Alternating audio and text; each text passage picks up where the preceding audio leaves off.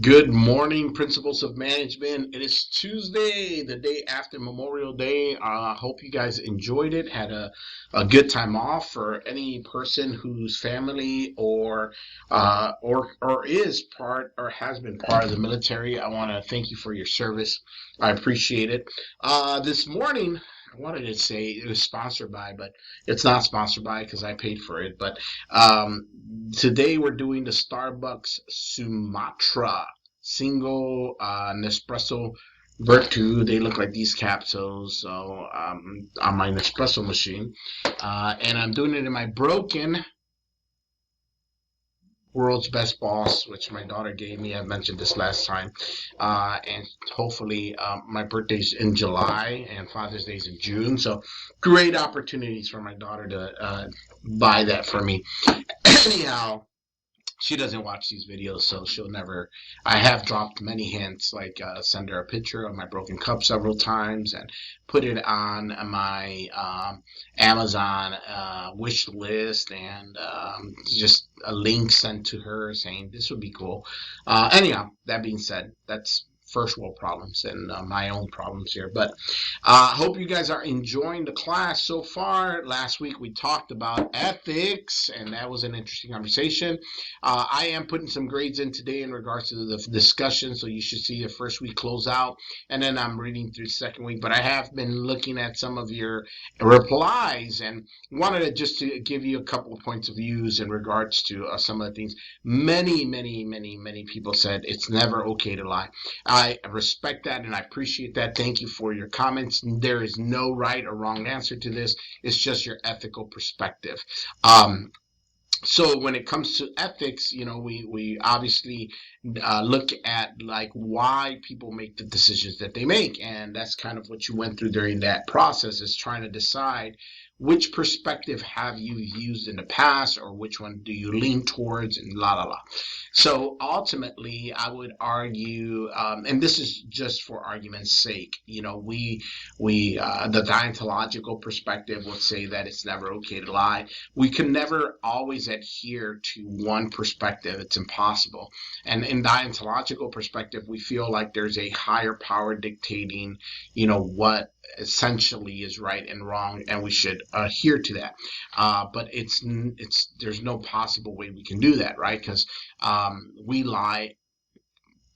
All of us lie at some point. I don't want to say all the time because that's probably overstated, but we lie, and sometimes, believe it or not, lying is necessary. It's needed. It's okay. It's actually blessed to lie. For example, in Scripture, there is a story about a woman named Rahab who lied about hiding the spies because they were spying the land to take it over. Essentially, they were going to attack this people, and she lied, and she was blessed, becoming the Savior's great grandmother, something in that lineage. But she was essentially blessed, and her family was spared by God because she lied. Um, and I know there's a lot of people that take that and twist and turn and say, well, she was blessed for other reasons. The point is she lied, and she it wasn't good. It was good. It wasn't bad. So ultimately, I think there's certain situations where lying to save someone's life, like during the Holocaust, those people who hid Jewish people, and the Nazis were looking to kill them, and they hid them in their house. A lot of famous stories have come out.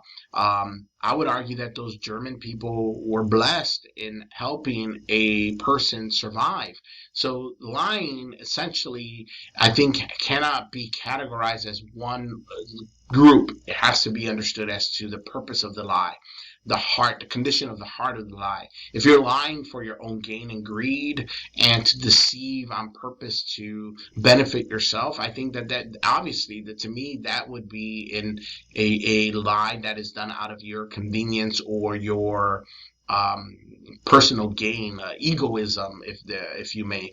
But if you're lying to save the life of someone, if you're lying to protect someone, if you're lying to do certain things, then yeah, it's almost like your child's starving, and we're in a very bad situation in our in the world, and there's only one source of food supply, and your only option is to steal the food to keep your kids from dying, or medicine to keep them alive, and that was the only option you had. There was nothing that you can do. I'm talking about and I'm not saying you think that's the only option. No, that is the only option.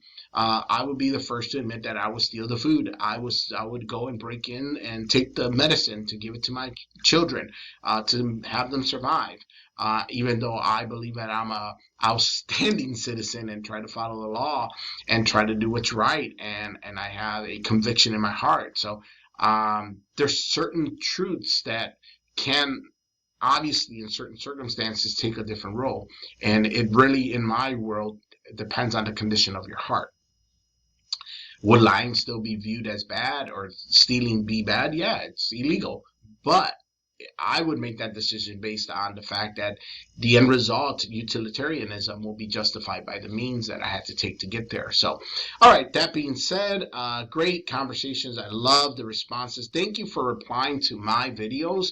I think it makes it interesting to go back and forth in regards to our class. And many of you have told me you appreciate the sort of in-class feel, that you get to know me, you get to know obviously what I look like and what I sound like, and not just a bunch of information thrown at you.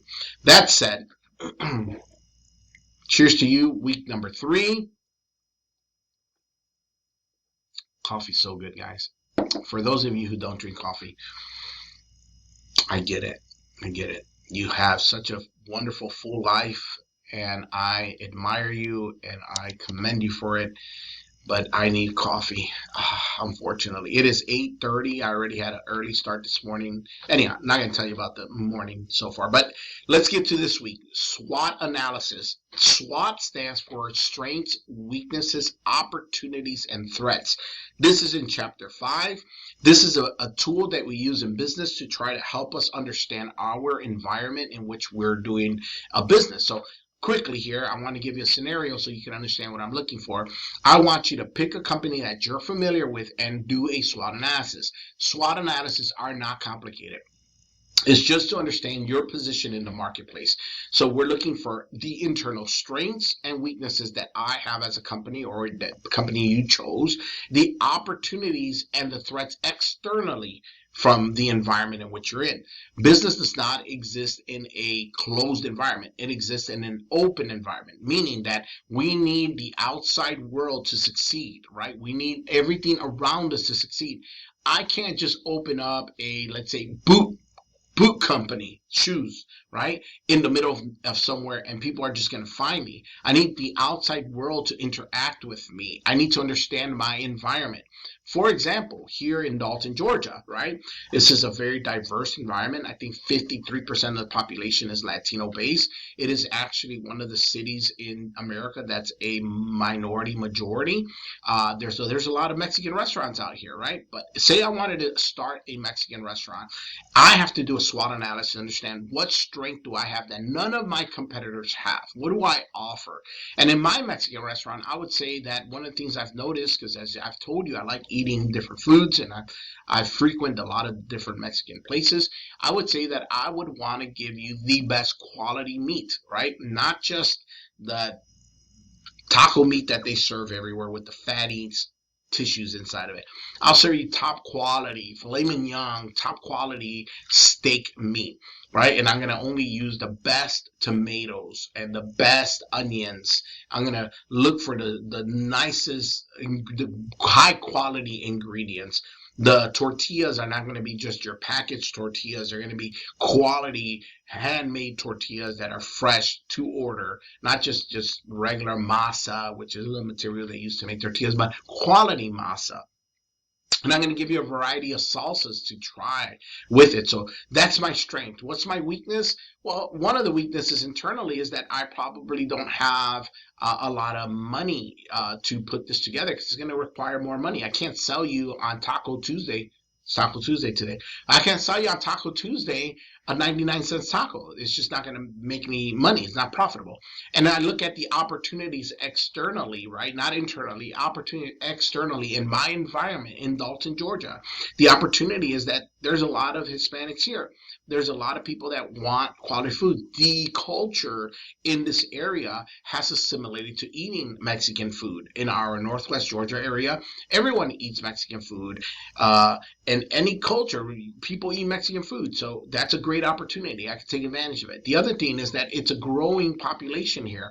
We have several colleges in the area, a lot of young people looking for cheap food. They're broke, they're in college like yourselves, right? And what's the threats? The threats externally is that there's a lot of competition. There's a lot of people out there. I don't really have a secret ingredient. Anyone can go get quality material, quality foods. I don't have a lock or a contract on a supplier that can only offer me a certain item that's so unique that no one else can get. It's pretty standard. A taco's pretty easy to make, right? Those are the threats. The other threat is that what if people start becoming super healthy, right? And say, I don't want to eat red meat anymore. Then I have to look at other options. I have to look at other things. So the SWOT analysis helps me position my company so that I can take advantage of the external environments, right? I align my strengths to the opportunities, and I strengthen my weaknesses so they won't become an issue on the threats. So your SWOT analysis, Google SWOT analysis real quick so you can see the format. Don't just put a list of stuff, format it. The purpose of this course is to prepare you for a professional life in business. Format it properly. Give me the best that you got. Don't just write down the list of things and say, here's my SWOT analysis. Create a SWOT analysis, okay? Other than that, guys, it's going to be a crazy week. I wanted to get you this video so you guys can get started. But if you need anything, let me know. By the way, next week is your final, or not your final, excuse me. I don't edit my videos, so next week is your midterm. And your midterm are questions that you've already seen in your quizzes. I've mentioned this day one. Make sure you review those questions. Be ready for you only have one shot at your midterm. There is no late work accepted, okay? And I have some news for you in regards to why I don't accept late work next week, okay? Next week, there's no discussion, but I will publish a video that will explain my policy in regards to why it works and what I've done to sort of accommodate. Other than that, I think that's it, man. I don't want to take a lot of your time.